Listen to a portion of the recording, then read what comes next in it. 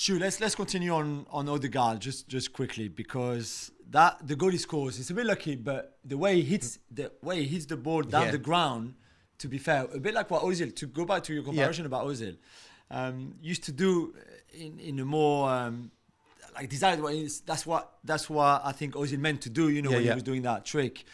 I don't think that one is what Odegaard, it's just the way the ball arrived with the spin on it, and then But I just like how aware he is all the time about everything. I was at the West Ham game and I would spend 50 minutes just watching him and his movement. And he asks for the ball, trying to run in behind. The ball doesn't come, he comes back. And then he asks for it short. And you see him, he always wants the ball, and he always moves his arm all the time. And he doesn't get it, it doesn't matter. He will make that sprint there in case Arsenal lose the ball, so he can be there to counter-press quickly. I just think he's such an intelligent guy and he's only still so young that you think, okay, he's going to get better.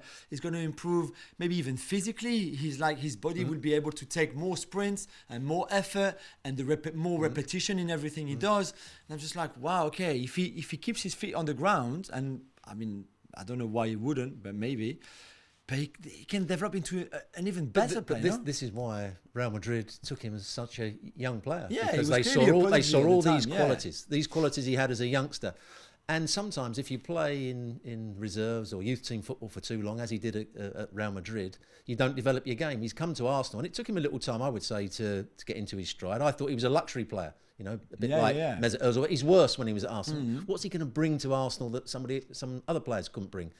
But as he's moved on, he looks sharper, he looks quicker, he looks more intelligent, he can pick passes out, he can see the runs of others, the awareness that you talked about. He looks the all-round midfield player, comes sort of second striker. He's outstanding at the moment. Yeah, you're right.